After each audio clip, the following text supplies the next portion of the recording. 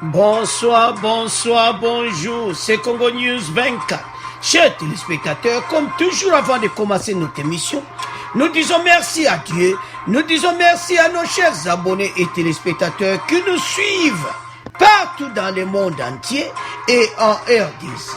Chers téléspectateurs, comme il tant autre sur la Masolo et Mboka, alors tous à la connecter l'émission à chers téléspectateurs. À la une, Fachi vient d'ordonner la libération de tous les malades. Fachi aloba malade nyoso bobi mana mama yim. Yango kozana présence na souci à pep et ça kitoko. Alors toko développant une émission na biso.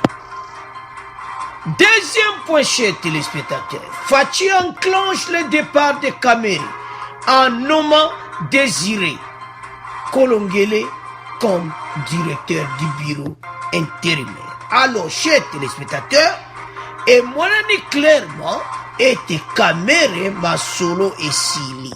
Donc, bah, nommé directeur du bureau du cabinet intérimaire. Donc, comme un peu directeur du bureau cabinet pour n'engue Masolo peso kende.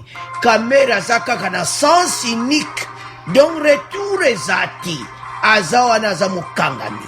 Alors, toko développant une émission là-dessus.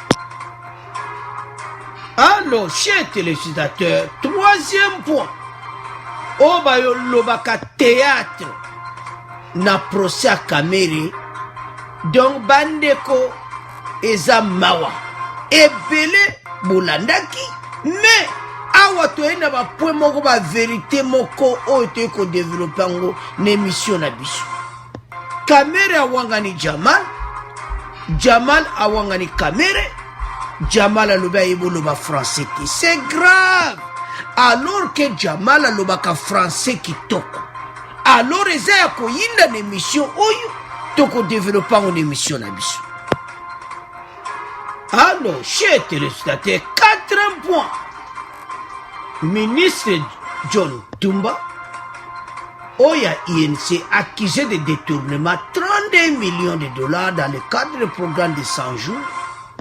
Alors, plénière Ezalaki, le procureur Kankonde attendu à la plénière avec Mabunda.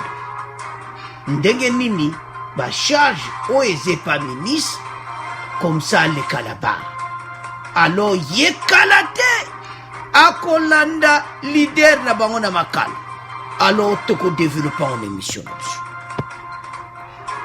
Alors, chers téléspectateurs, Pascal Mukuna Ozare bakangiye donc akendaki na tribunal. Alors a arrêté et transféré à Makala. Alors chers téléspectateurs, eza mawa o nyonso ba complot. Alors toko développant une émission na biso. Alors chers téléspectateurs, comme une premier point na biso, Fachi vient d'ordonner la libération de tous les malades. Quelle joie! Ba malade, na basio yo ba bota bana ba kom bana ba siba poussani déjà sotali. Par manque de moyens, ancien gouvernement ba tika bango kaka bongo. Alors eza mawa. Fachi alobi non. Le peuple d'abord abimisa bango po eza risque. Et occasion bango babima na COVID-19. Ministre de la Santé Boyebi, Dr. Eten Longondo, a djumba mon ordre Fachi, a exécuté ango. A pris la décision de libérer tous les malades, pas seulement les enfants et les femmes accouchées, qui ne sont pas capables de payer leurs factures. Babimisi bango. C'est ça. Ba acte oyo e markaka. Nde bazawa ne tikali pona bango. Bako tikala kobosa na yangote. Mais ils étaient oubliés par l'ancien gouvernement. Ba geste ka ya muke biso zo mona ka abimisi ne ka bango COVID-19 mais ba geste amike. Et ça la kama minene. Alors, chers téléspectateurs, ndenge babimi bakotikala jamais kobosa na faci. C'est de la joie et c'est sengo ya mingi komona comment bango babimi baza dans la joie ne sengo. Alors tolanda extrait oyo bongo to continuer mission na biso.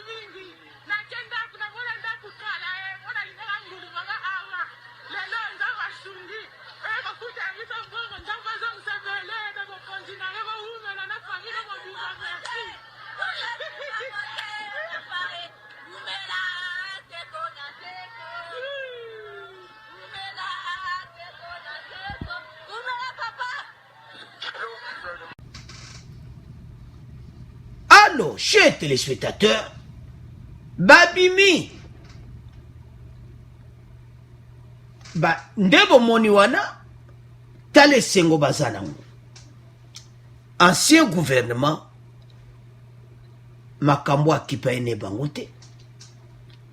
Je samukiabo eko eza déjà ezo marqué dans na mitema na bango obosa na ngote. Meloni tontoloba awa. Mama yemo ezaki hôpital la biso monene o bati nyonso bayebi. La Kabylie avec son gouvernement ba négligeaka yango. Bake ko sala centenaire, bake ko sala ba hôpitaux, alors que il fallait ba rénover hôpital. Pourquoi bake ko sala ba centenaire wana? Pona mabumu na bango moko. Bo hôpital wana bo hôpital privé. Hôpital à l'état ba boma nyonso. Mukuna aloba alobati. Mukuna lobi bo yeli etala kafumba na badosi. Eza mawa. Avec Mukuna l'avait dit que abomi bo hôpital nyonso Kabila. À cause de l'hôpital de Nassit qui va payer la COVID-19. Hôpital de centenaire. Donc, comme ça qui est hôpital là-bas, on privé. Mon thème mabe, ancien gouvernement balinga qui bisoti. Alors, chers téléspectateurs, Ezamawa. Ah, tu n'as qu'on l'accepte pas ba Congolais que hôpital Oyo, il fallait la Kabylie. Ba bom sayango. Mais ba ke ko sala ba centenaire eza ba business na bango. Hôpital ya université Kufa, bo hôpital e Kufa, bongo avec Mukuna loba o alobati. Alors, chers téléspectateurs, to tika ngona bino, to komo le kana deuxième point. Alors, chers téléspectateurs, to komina point Oyo Faci enclenche le départ de Kamere en nommant Désiré Kolongele comme directeur du bureau intérim. Pourquoi du décision?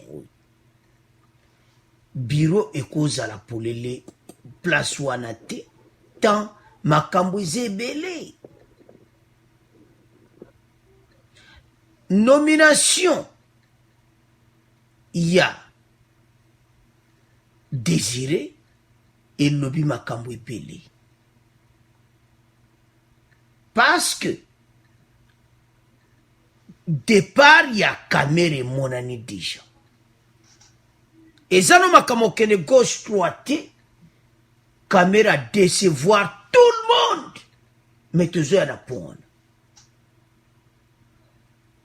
fachaza ezo salepe passe alors bolanaki ordonnance sur la télévision nationale kuna commentaire mingi ezati toyebete akusala musala très bien aza très intelligent alors tozo souhaiter bonne chance que akouvrir bamabulu nyonso wana oyo kamera tiki était vraiment tomona présidence ordre ekota baaventure ndenge ezalaki ya bamayu ya eza lisusu te alors totiki premier point wana tokomi siko koloba na deuxième point na parti mpo tokabolango en deux parti deuxième point toloba nini faci akoti na pouvoir bato ebele bayebi ebele mosusu bayebi te ke bamosusu mpe bayebi ke faci ava akota na pouvoir azalaki oyo balobaka azalaki na mission na ye à part le peuple d'abord azalaki na mission na ye ya état de droit azalaki koloba ngo lere nyonso congolais nyonso ayebi masolo yango ekomi réalité monde ekomi koloba bafrançais bakomi koloba partout na monde que vraiment il est d'une éloquence digne de son défunt père Étienne Tshisekedi parce que alaksi penake ndenge Étienne Tshisekedi azali kolinga les droits.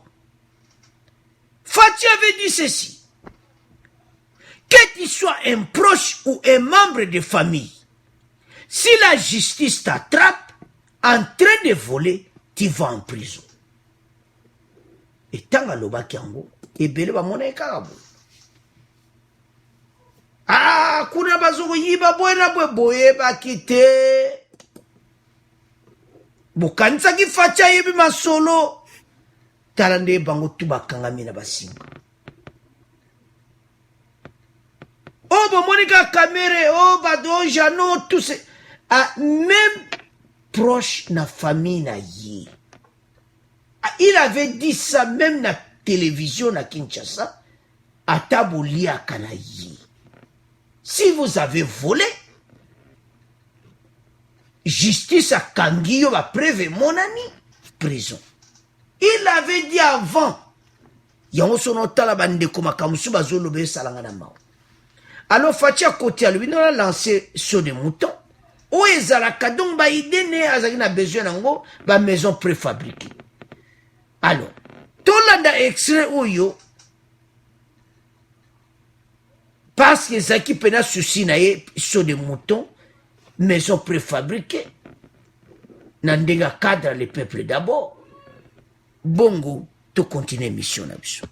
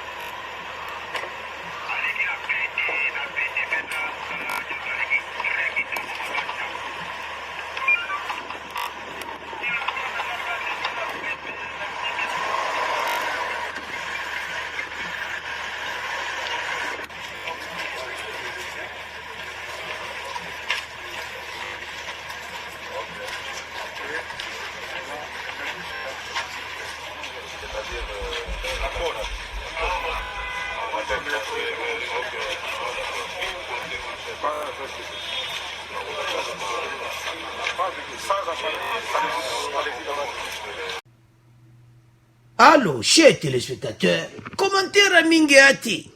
Wana sikoba Evra Christian Chiwewe. Donc, cortège à Osaka na honte.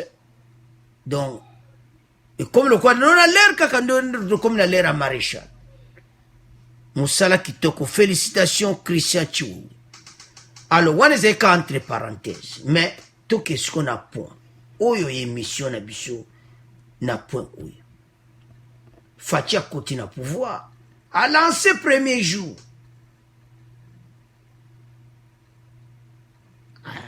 pesi kamere sha jwa musala sala mais ba scénario ezo le kalelo ezo sala fachi biente. Pourquoi? Parce que maloba na ya lobaki fait zala ndenge ya lobaki Fatia lobaki état de droit en place. Donc, eponi mututé pas épargner mututé. Il avait dit ceci. Que tu sois un proche ou un membre de famille, à Tatolia Kanayo, si la justice t'attrape, en train de voler, tu vas en prison. Donc, Zama loba oyo kamera yebi ke Fatia lobaki.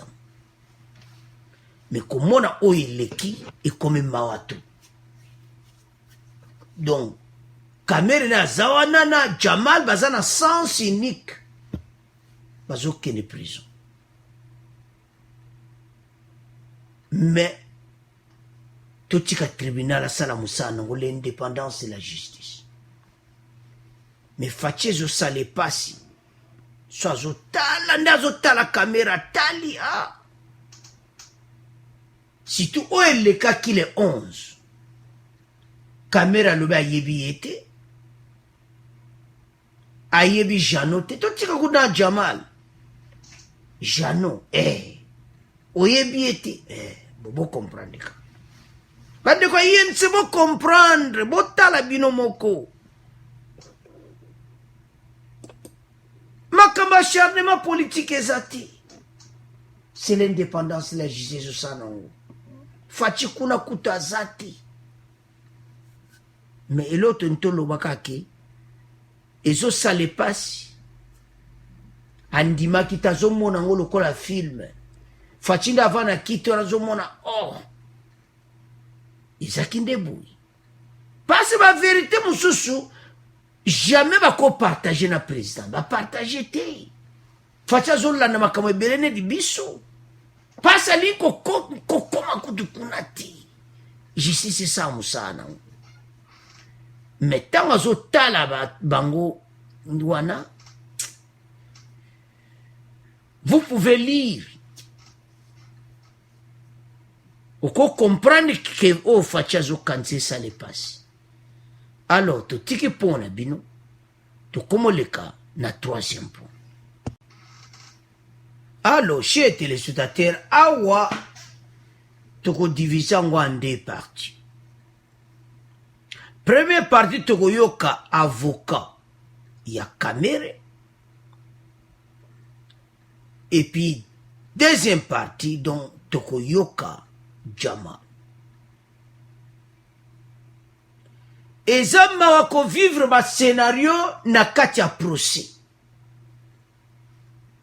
Et comment qu'il le colle à théâtre? Mais toi qui ne peux pas point. Toi dans la caméra. Après tu es dans Jamal.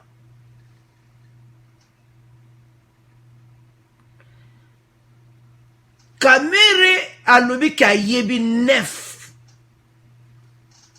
supervisé monsieur. Atangi ba combo. Non. Mais et l'okozama wa Kamere n'avait jamais cité que ye boy, atiago lobangote. Yoza directeur abi yomuto bandaki yomuto za en tête à bango nyonso. Ba superviseur. Mais tanga bango bambongo bazwaki kamere ozokoka te. Gouvernement Tshibalo yazo tanga wana. Ministre, ex-ministre du développement rural Kikwira, face à face na Kamere, Kamere n'avait rien dit. A succès coup de Kamere a d'indicier les sous. Donc, sur le nom alba beng sabatouana na télévision live, ils a soni pour na Kamere. Au pesa ki bango combien? Ou bien bango bazwa ki combien? O kaboli yango. Dossier John Tumba yango ane bimi. Ministre ya professionnel ya INC. Mais toujours yana point. Ils a point suka. Vital Kamere. Où le kaki. Ils a le cola. Donc je ne sais pas. Ouangani Jamal, Ouangani Janou, et puis, où est ça grave? Et te yomoko, aux autres tatonepi. Avant même de dire non au Omelaki. La justice va se traiter avec beaucoup de respect. Ndenge justice fait des alaka. Mais ferme dans ma question. Bah, tu n'as une question pour ma réponse, yoke gauche, droite. Et ça qui te côté. Alors, chers téléspectateurs, tout le monde a extrait où yo. Bon, on te continue mission. Pour l'accusation, l'affaire est simple. L'État a versé plus de 60 millions de dollars sur les 114 millions prévus. Les sociétés chargées d'acheter et d'installer les maisons préfabriquées n'ont payé que 8 millions au fabricant turc Carmod par virement bancaire. Fait aggravant sur le reste de cet argent, 35 millions ont été retirés en liquide. Et pour le bâtonnier Joseph Kouanika, qui coordonne la défense de Vital Kamere, le parquet est loin de pouvoir prouver ses dires. Ce n'est pas lui qui gérait cet argent, ce n'est pas lui à qui l'État a mis à la disposition de cet argent. Je ne vois pas pourquoi on le poursuit pour détournement. Après la lecture du dossier, je ne vois rien dans le dossier. La défense... Alors, chers téléspectateurs, tout lundi avocat Kamere. Si ce n'est pas lui, attends la vision moutou. Ah, kokate parce qu'il y a que yemo kwaza responsable. Yama solo nyoso. Chibala bois qui bomba le bibiso zaïba spectateur. Donc baza pena koloba yango clair que baza pena à l'aise. Batu tout on est atangi batu wana tout. Ya FCC tout ya tangaki. Bango ba le ba yebelo et puis basi ba kutana na Kamere na park ba samba do ba ya pena na makala batuana ba bengisa bango ambassadeur itinéraire Kazadi ay azalaki ba bengisa kayi na tribunal ono ba ki lokote na mission na bango parce au kokate o bambela bon likamni masolo nyonso ezana yumo. Peuple congolais a besoin de vérité, mais yo le coloso qui est gauche, droite. Papa Kamere ko yinde la yo kosaka na muti. Et comme théâtre. Pourquoi tu as théâtre? Avocat dans le bakaï ma soloté.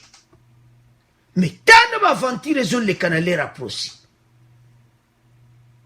Ya yebi Jamal Taïm et Janoté, tato ya lube yebi Franceti. Tout comme si on a point à Jamal, avant de conclure à Baomi Bali. Jamal a lube yebi Franceti. Ah! Jamal mutaloba français qui toko, libanais.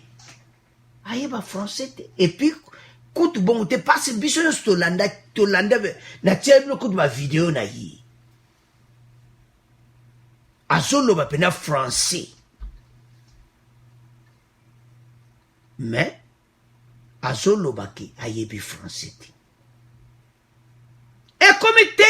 montré cinéma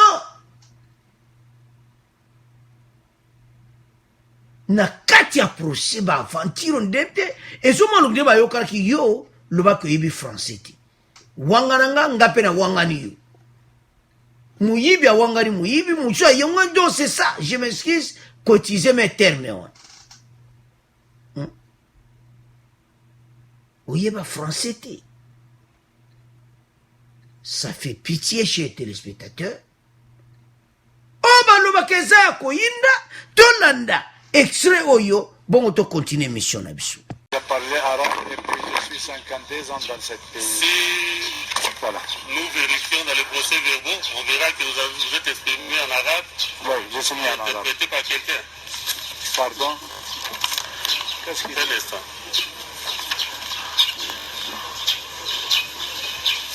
Excusez-moi, moi je ne connais pas les français. Comme vous, tu ne connais pas les arabes aussi. Hein? Ici, on dit que vous étiez à présent de votre avocat. On ne fait pas oui, avec mon avocat. Je vais parler. Moi, excusez-moi, moi je parlais arabe. Vous, tu parlez français. Vous, quand je parle arabe, tu ne comprends pas. Mais je comprends quelqu'un peu. Mais toutes les pièces, ils sont là. Je suis innocent. Non, parce que ces jours-là, au parquet, vous êtes exprimé en quelle langue? Non, pardon. Ce n'est pas moi, je vais parler. Je vais présenter les pièces, mais mon avocat, il va introduire cette pièce, il va présenter cette pièce. Non, moi, je parle un par un. Monsieur Jamal, oui. Le tribunal vous pose une question précise. Oui. Vous étiez devant l'officier du ministère public le 24 février oui. 2020. Oui. Et vous étiez assisté par maître Bokolombe. Exactement. Oui. C'est juste. Cet entretien s'était déroulé en quelle langue? C'est ça. Pardon? C'était dans quelle langue? Le problème, c'est celui de la langue. Oui, mais vous vous exprimez dans quelle langue? Je parle ici que je comprends français, mais comprend. Il y a la petite avec moi, parce que depuis 12 ans, avec moi, il comprend mon français. Il y en a moi, je ne comprends pas. Consul Congo, qui est en train d'enregistrer. Je suis très content. Les peuples congolais vont connaître ça. Et puis le gouvernement du Congo. Merci beaucoup. Vous m'écoutez. Ça, tu vas mettre ça dans les télévisions. Si tu veux mettre dans les télévisions, je parle. Si tu ne veux pas mettre dans les télévisions, je ne parlerai pas. Merci. Je suis dans ce pays 52 ans. Mon âge 82 ans. Pourquoi fermer? Bon, d'abord, si moi-même j'ai réflexionné, je vois des aïeux. Et puis, mon enfant, ils ont né ici sur votre sang, c'était Congolais plus que vous. Est-ce que vous pouvez nous dire pourquoi vous êtes ici? Pardon? Pourquoi vous êtes ici? Je suis ici parce que Dieu en a sang. D'abord, les plus grands prêtres, avec un grand respect pour le roi congolais, aucune personne âgée, ça dépasse 80 ans ou bien 79 ans, 78 ans, elle va rester à la prison. Si, non, après la mort, c'est quoi? Répondez. Après la mort, c'est quoi? 4 jours, je ne mange pas, je ne dors pas, regarde. Il faut montrer ça dans les télévisions. Si je suis voleur, 57 millions, je ne peux pas rester au Congo. Je suis voyagé 20 fois vérifier mon passeport à cause d'amener les marchandises pour Istanbul, pour le Congo. Alors, chers téléspectateurs, vous avez suivi. Bolandi ba vidéo wana nyonso mibale. Et pas président, il y a un procès, à l'objet à yebi français ti. Na vidéo wana siko botali à yebi français. Oh, ils ont le kuta ya boui, mensonge. Bien préparé. Co-auteur. Bien préparé, ba on mibale. Ba Congolais bo tsango bo tsango nyoso mibale bo sangsiango bo tsango na réseaux sociaux. C'est la honte.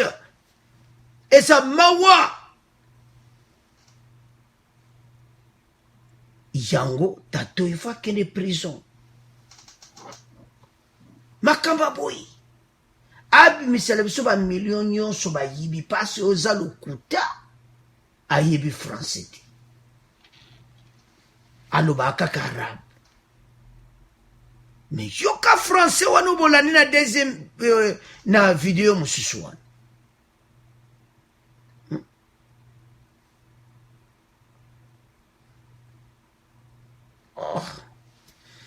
Oh, eza lokola film donc eza pena balobaka film théâtre. Kuna kamera alobi ke ayebi bango te ayebi ye pe te ye pa aloba ayebi ye te ye pa ye aloba ayebi koloba ngo te avocat ne il faut loba ye ayebi lo. Oh, pourquoi vous osala baventure na mbongo ba congolais? On a besoin de cet argent. Ils ont un trésor public. On en a marre avec la magouille. Corruption. Chers téléspectateurs, pesinga kanda siku émission. Donc na compagnie na koleta na talia zolo bakayibi français te. Na du band auto tiela kabilo na émission moko kala. Azolo ba français nde bolandi wana.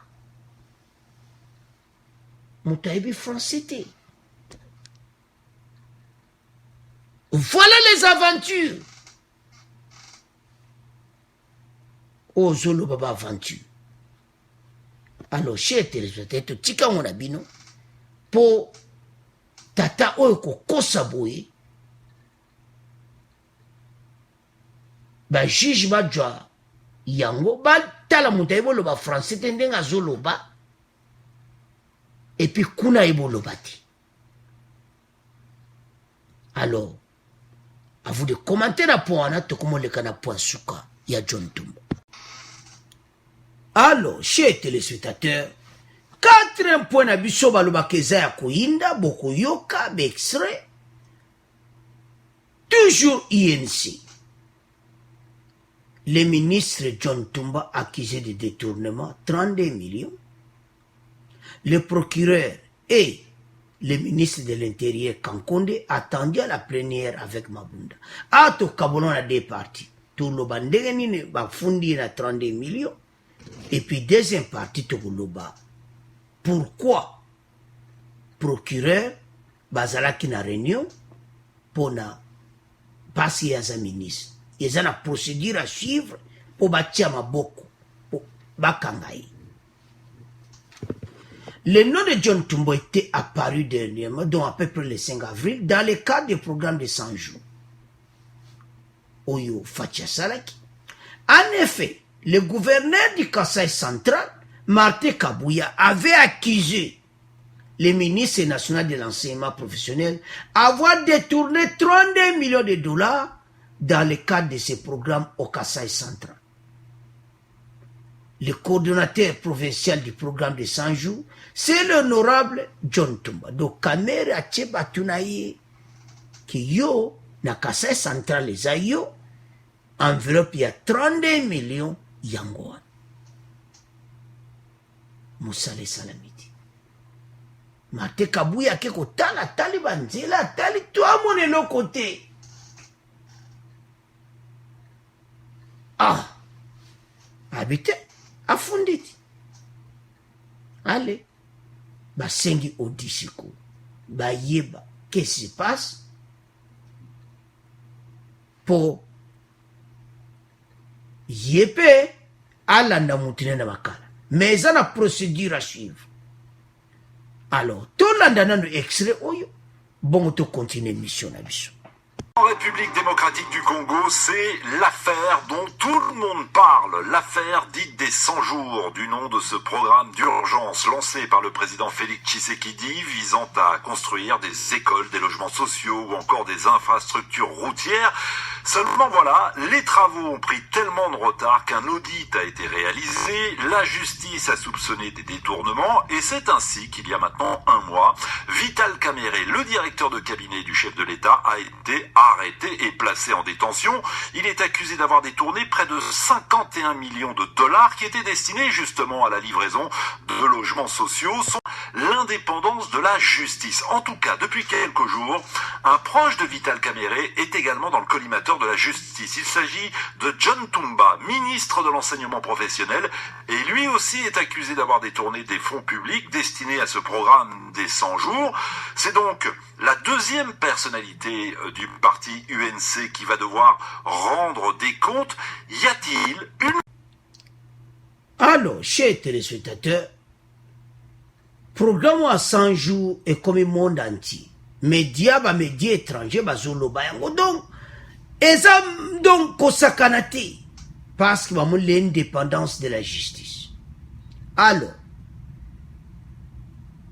John Tumba a dit enveloppe, Salut Moussalate, Sikoyo, bafundi. Siko to komi na deuxième partie, Siko. Deuxième partie, Siko ezake, bachaye maboko, mais il y a une procédure. Immunité na ye lokola za ministre, il faut l'être pas premier ministre, l'être pas Janine Mabunda. Procureur a commis l'être, premier ministre a Django, et puis Assemblée nationale a Django. Alors, c'est quoi Assemblée nationale, il faut pas réunir. Pour balongola, o abe immunité na ye lokola za ministre, ye sikoyo, bachaye maboko. Réunion Salamaki. Lelo Kankonda Zaki présent et puis Janine Mabunda présent, procureur peut présent. Ba sololi siko ba bon sa dossier ndenge nini ba ko lekango siko devant assemblée parce que le can assemblée nationale ba député ba batala ngo ba oui en tout cas. Et au moins, on a clair que l'être a procuré un détail. Donc, il faut que vous répondiez à ma charge. Alors, pression l'auto au d'émission. Parce de toute façon, ministre de l'Intérieur, quand on est, mais bata FCC, tu éviter, bango kuna kutuna ndimite que bango peut pas kotia, moi ba blocage, ou tout ça. Mais, et là, ça clair et ça qui Renew Salamaki, ma solo les gars qui kitoko. Alors, lobby, j'ai dit. Donc, je peux dire, les 14, ndé, bango nyos rassemblé va koloba yango. Alors, avant de continuer notre émission, Tolanda, réunion wana oye Salamaki lelo. Du pays, l'Assemblée nationale sera tout à l'heure en plénière. Elle recevra le procureur général près la Cour de cassation qui envisage d'ouvrir une instruction à charge des membres du gouvernement au micro de Michel Kifindangoy. Il a été question d'enregistrer au calendrier de la session de mars de nouvelles matières. Il y a lieu de relever la demande provenant du procureur général près la Cour de cassation pour demander l'autorisation d'instruction judiciaire à charge des membres du gouvernement. La conférence des présidents a adopté ces points et a décidé de recevoir bien évidemment le procureur près la Cour de cassation pour la présentation de son réquisitoire. Alors, neto landiwana, et je m'en a clair que ma soleil qui n'est kitoko. Quand code est présent, procureur présent, Janine Mabunda, plénière Salamaki. Alors, basololi, sikoyo, dossier écolika devant l'Assemblée nationale. Parce que, et là que je salama wezani, INC, bakomi na mwa virus moko ya kubenda bambongo, eza mawa. Alors, na ndenge dossier oyo plénière oyo salami ezomona clairement que ye bakotia ye maboko bakokanga ye. John Tumba, peuple congolais azomona pasi azo souffrir yo jo enveloppe ya 32 millions.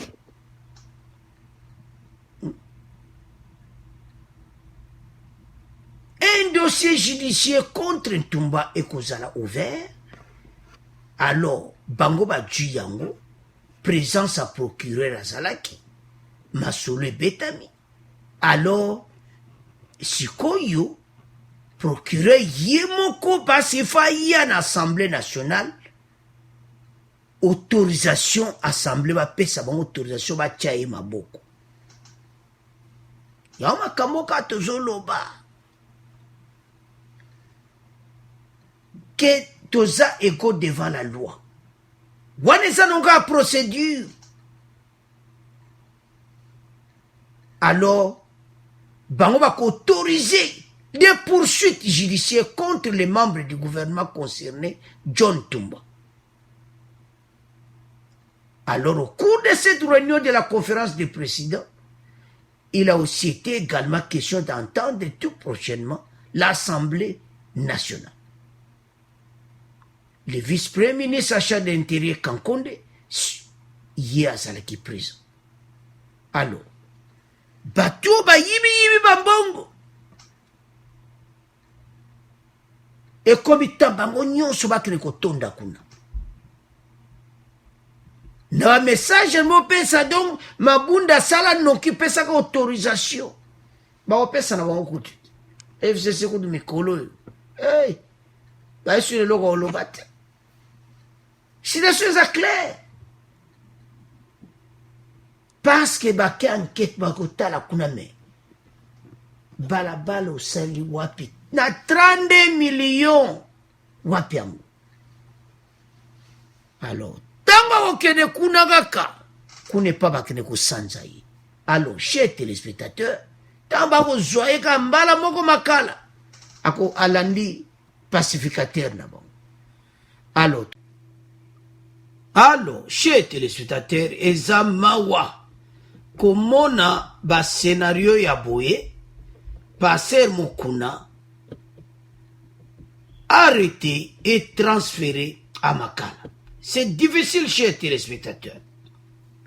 Le pasteur Mukuna a été arrêté ce mercredi 13 mai à l'issue de son audition par la justice congolaise. Il a été placé en détention préventive à la prison de Makala. Alors, Ezamawa, il a été convoqué et présenté à Kendeki, vous savez très bien, était arrivé aux côtés de ses avocats pour répondre à la convocation. Alors, tango komi kuna bandeko, Ezamawa, accusation moko donc ezanga donc ngana zo mwana ngo peno baloba ake la Kabila tiembongo ne anje pona kotia Mukuna na prison. Pona nini? Parce qu'a touché ye dans un accès que y a za grand makambo. Donc on litena yete do ezamawa comme na biloka boye. Comment on était passé Mukuna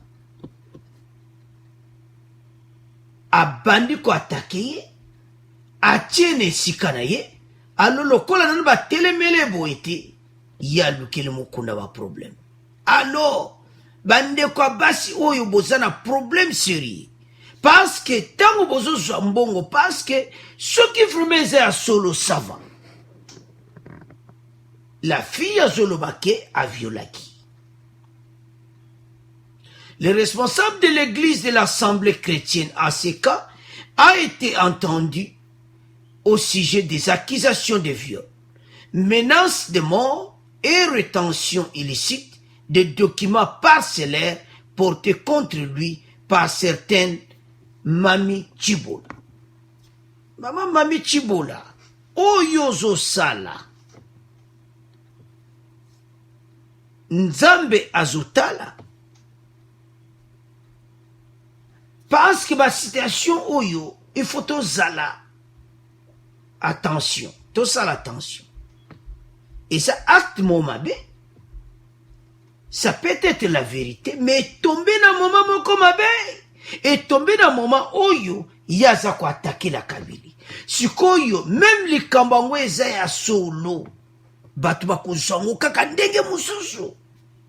Bakomona ka lokola attaquer yepea. Donc, et comment le colloquer la Kabylie et son groupe baza ko attaqué. Mais ce qui m'a mis Chibola est sa vérité, alors mon ne faut pas kangai. Mais ce qui est sa vérité, c'est ça kaka, ba foutu ombongo maman, fais attention. Parce qu'il y a Dieu, Nzambe pas total. Les deux parties ont été confrontées. Selon Madame Chibola, Mokuna a profité de sa position d'évêque pour garder les certificats d'enregistrement de sa parcelle. Est-ce que pour garder papier wana? Et ça m'a il fait comme un kuna chez téléspectateur. Total on en a anglais wana. Seulement pour garder les certificats. Makambu ce que fait kende kuna na parquet. Alors c'est pitié.